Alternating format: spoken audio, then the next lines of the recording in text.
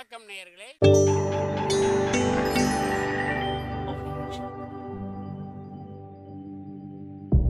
மகிழ்ச்சிக்கோர் தென்கட்சி என்ற அலைவரிசையில்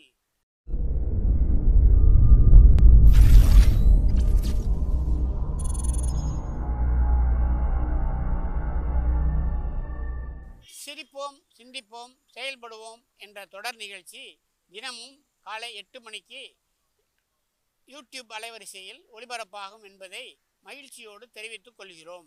லோகமானிய பாலகங்காதர திலகர் இருந்தார்ல, அவருக்கு 15 வயசுலேயே கல்யாணம் நடந்துதான். மனைவி பேர் தபிபாய். ரொம்ப பெரிய குடும்பத்து பொண்ணு, நல்ல குணம். அவங்க குடும்பம் நடத்திக்கிட்டு இருக்கிறாங்க. அந்த காலத்தில் திருடர்கள் பயம் அதிகம். இந்த காலத்தில் மட்டும் என்னன்னு கேட்குறீங்களா? நீங்கள் கேட்குறது நியாயம்தான். இருந்தாலும் இந்த காலத்து திருடனுக்கும் அந்த காலத்து திருடனுக்கும் ஒரு முக்கியமான வித்தியாசம் உண்டு.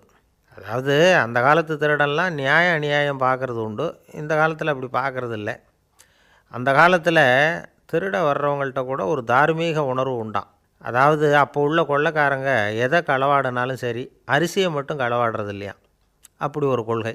அதனால் பாருங்கள், அந்த காலத்து பெண்கள் நகை நட்டுகளை பத்திரமாக வைக்கணும்னா பெட்டியில் வைக்கிறதில்ல, அரிசி பானையில் போட்டு வச்சு விடுறது. இப்போல்லாம் பேங்க்கில் சேஃப்டி லாக்கர்னு இருக்குல்ல, அது மாதிரி அந்த காலத்தில் சேஃப்டி லாக்கருங்கிறது அரிசி பானை. இந்த வளையல், மூக்குத்தி, தோடு இப்படி எதுவாக இருந்தாலும் அதில் போட்டு பத்திரமா வச்சுருவாங்க. திருடன் அரிசி பானை பக்கம் போகிறதில்ல. ஏன்னா சாப்பிட்ற விஷயத்தில் கை வைக்கக்கூடாது, அது பாவம் அப்படின்னு அவன் நினைக்கிறான்.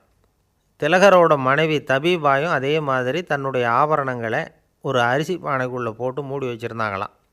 இப்படி இருந்தப்போ ஒரு நாள் ஒரு பிச்சைக்கார பொண்ணு வீடு வீடாக பிச்சை கேட்டுக்கிட்டே வந்திருக்குது.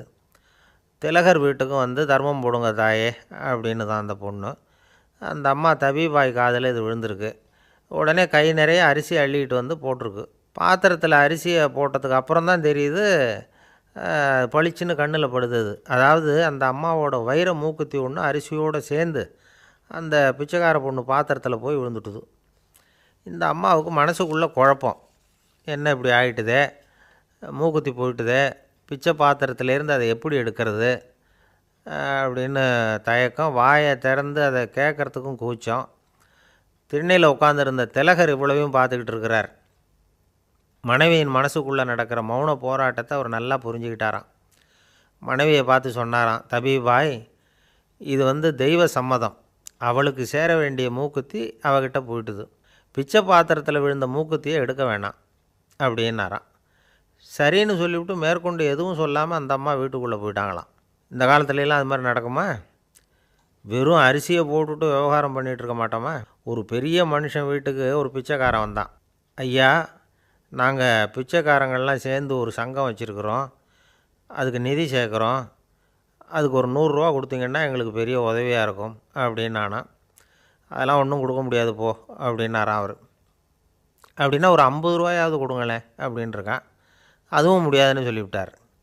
25 ரூபா அப்படின்ட்டுருக்கான். எதுவும் முடியாது அப்படின்னாரான்.